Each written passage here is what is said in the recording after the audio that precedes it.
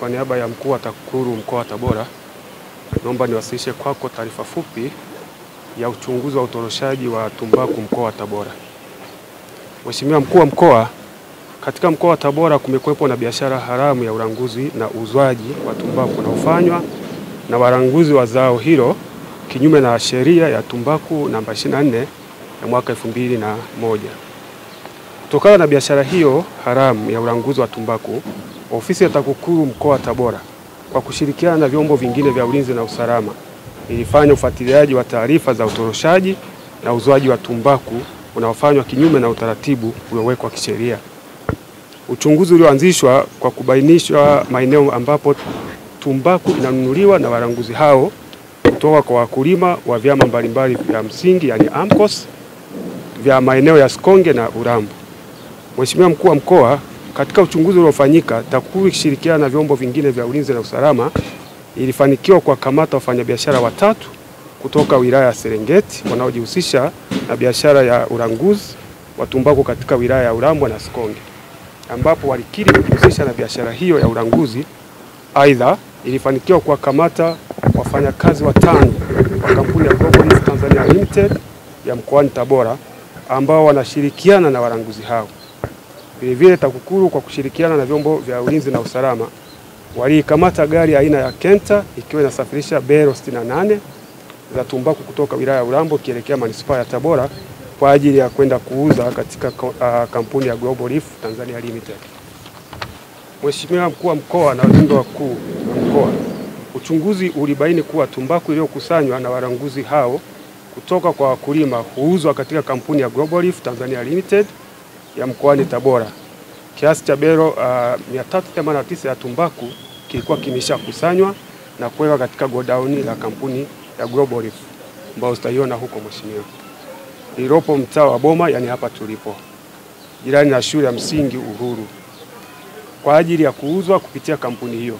Hivyo jumla ya mabero, yani kwa maana yaliyokamatwa kwenye ile Kenta pamoja na yaliyopo hapa ni mabero 452 yenye thamani ya shilingi milioni 180,397,368 na senti 44 ya tumbaku yaliyokamatwa, na watuhumiwa 9 wanashikiliwa na gari moja aina ya Kenta inashikiliwa pia. Taratibu za kuwafikisha watuhumiwa mahakamani kujibu tuhuma zao zimekamilika, hivyo muda wote kuanzia sasa watafikishwa mbele ya mahakama ili kujibu tuhuma zinazowakabili. Mheshimiwa mkuu wa mkoa, baada ya taarifa hii fupi, kwa heshima naomba nikukaribishe kwa ajili ya kuongea na wananchi wa Tabora kupitia vyombo vya habari. Mheshimiwa, karibu sana. Hili jambo hii serikali haitaki kabisa kusikia habari ya ulanguzi. Serikali ina facilitate wakulima wa mkoa huu na mikoa mingine. Ndio maana inatoa mbolea za ruzuku, wanahakikisha zimefika kwa wakati na wanapewa kwa ruzuku. Serikali inalipa hela nyingi sana kwa ajili ya kuwasaidia hawa wakulima waweze kujikwamua kwenye maskini na wigo la maskini waliokuwa nao, kwa maana nyingine wafaidike na jasho lao. Lakini imekuwa ni kama utaratibu. Hii tumbaku hii inawezekana wewe usijue, watumishi wako, na inawezekana kabisa wala huna hili wala lile, hujui chochote kinachoendelea. Wewe unajua utaratibu unaendelea, lakini wapo watumishi wako ambao wapo hapa wanafanya ulanguzi huu, na ulanguzi huu inawezekana kabisa usiingie katika mahesabu yenu kama management ya Global Reef, lakini wapo mnawaajiri, mnawalipa kila mwezi, wanafanya hii kazi hii ambayo ni fraud. Sasa vyombo vyetu vya usalama siku zote, mimi nasema tunayo intelligence nzuri sana mkoa huu wa Tabora. Unaweza ukafanya jambo, ukaanzisha jambo, lakini I'm sure I'm telling you huwezi kufika nalo mwisho. Kwa hiyo tumewakamata waandishi, watu waliokamatwa hao wanaoripotiwa kutoka Serengeti. Serengeti ilikuwa ni msimu wa masoko, manake wamemaliza kule wakaja Tabora. Lakini hao watu watatu ni wa Kenya, ni raia wa Kenya, nchi jirani Kenya. Hawa watumishi hawa wa Global Reef walikuwa wanafanya kazi kule Serengeti. Kwa probably, na inawezekana kama hawa watumishi ndio walioita kutoka Serengeti, inawezekana pia na Serengeti ndicho kilichokuwa kimefanyika. Kwa hiyo watu wa bodi ya tumbaku, fuatilieni pia mjue Serengeti imefanyika hivyo. Kwa sababu kama tumewakamata hapa na wametokea Serengeti na ni wa Kenya na wameletwa na kampuni yetu ambayo tumeipa kibali ifanye kazi hapa, hatuwalaumu Global. Watumishi, ndio maana tumewakamata watumishi wako 5. Sasa muendelee kutukubalia, sheria ichukue mkondo wake. Hatutafanya mzaha na mambo haya. Niombe bodi ya tumbaku, fuatilieni kule Serengeti kilifanyika nini. Hivi ni kweli walitoka Serengeti bila kufanya haya alafu wakaja hapa Tabora? Kwa nafikiri ndugu waandishi, hili jambo muendelee mtusaidie kuripoti. Serikali haitaki habari hizi. Wananchi wanatakiwa kupata faida na jasho lao ambalo wanalitumikia. Kazi ya tumbaku ni kazi kubwa sana. Tumbaku tangu unaingia siku ya kwanza shambani, miezi 9 hutakiwi kutoka shambani hata siku moja. Lakini kuna mtu amekaa huko Kenya, wapi huko Burundi, na wengine sawa kamata, wapo Warundi pia na wasikia. Hawana siku nyingi sawa kamata. Wanakuja, anachukua hii mara nyingi kwenye ulanguzi hii wanachokifanya, kilo moja ya tumbaku kama hii wananunua shilingi 2,000, 1,500, maximum 3,000. Ikienda kwenye masoko ya kawaida, wastani wa bei leo hii ni dola 2.5.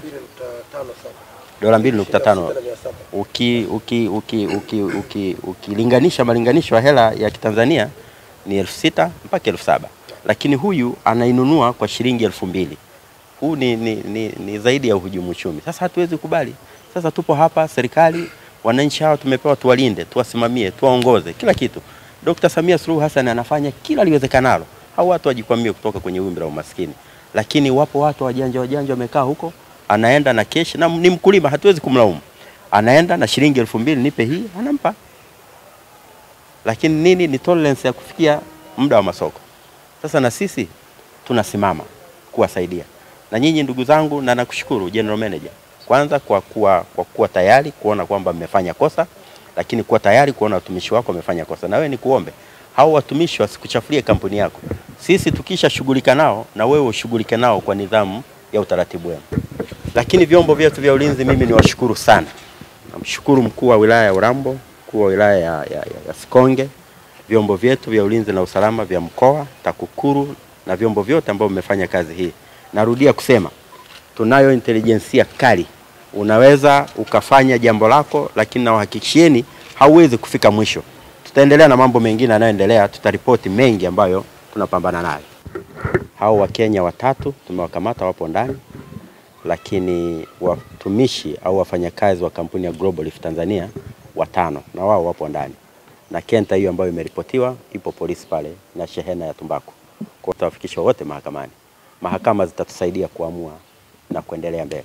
Sisi tupo kwenye utekelezaji, na mimi nimepewa dhamana ya kuongoza kamati ya hii operation, na iko katika mkoa mzima wa Tabora, tukishirikiana na vyombo vyote vya ulinzi na usalama katika kuhakikisha kwamba katika masoko haya yanayoendelea ya zao letu pendwa la tumbaku, kwa sababu ukiangalia mkoa wa Tabora tunategemea 70% ya mapato ya mkoa yanatokana na zao la tumbaku.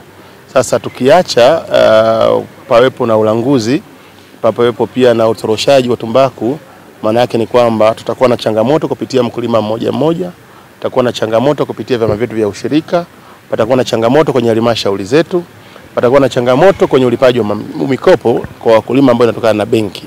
Kwa hiyo kama mkoa lazima tutafute namna ya kudhibiti na kuhakikisha kwamba mapato yanayozalishwa na zao la tumbaku hayaendi nje ya mkoa, na pia hayaendi nje ya wilaya na wilaya. Tuhakikisha kwamba tumbaku yote inayozalishwa katika wilaya husika basi inauzika katika wilaya husika.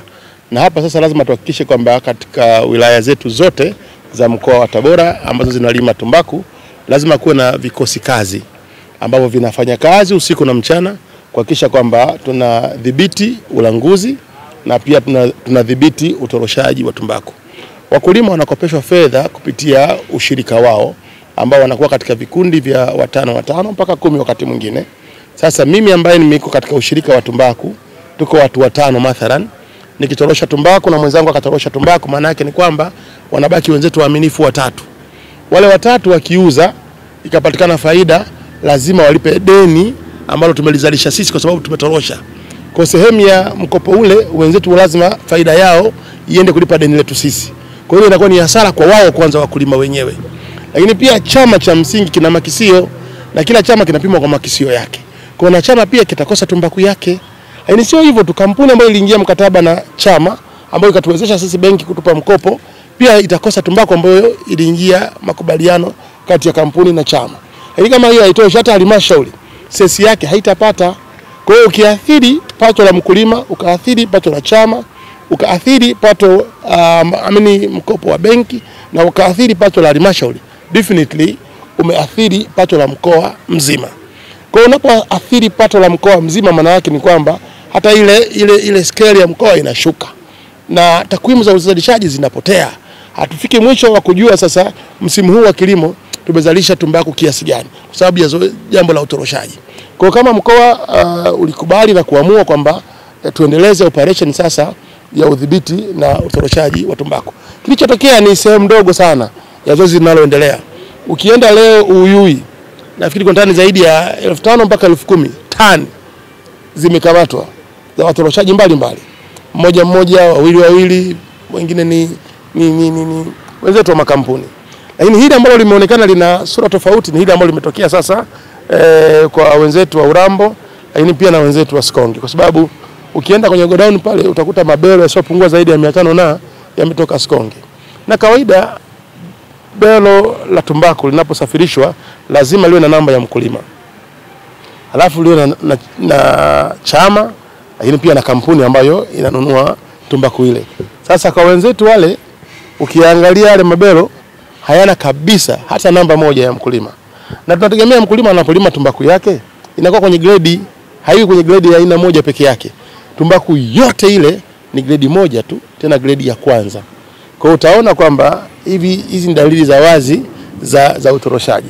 Lakini kwa sisi upande wetu ni kwamba tulikamata lori ambalo lina kibali cha kuelekea katika chama cha msingi cha Vumilia.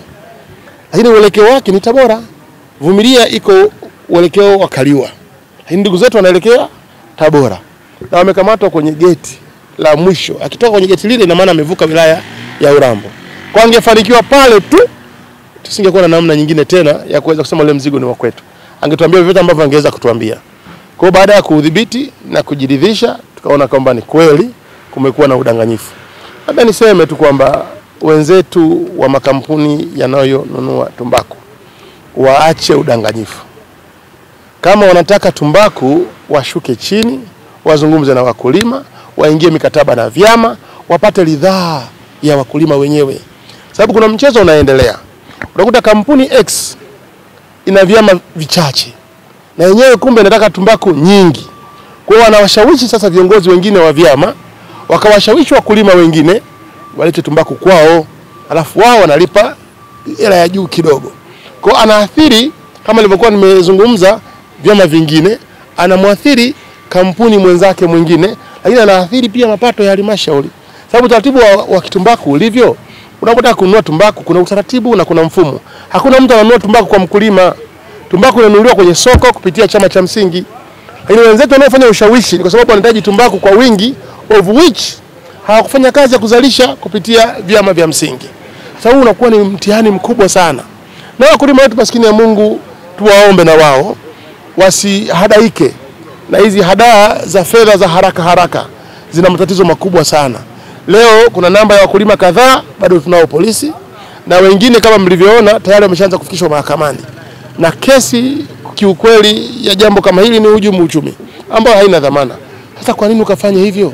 Wakati zao la kwako, nguvu ya kwako, unalima mwenyewe.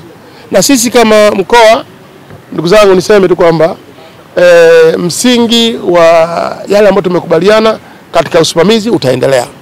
Na tunakwenda kurudia kupitia nyaraka zote za manunuzi tokea soko la kwanza limeanza kwa kampuni zote. Tunakwenda kujiridhisha kwamba hakuna aliyefanya udanganyifu.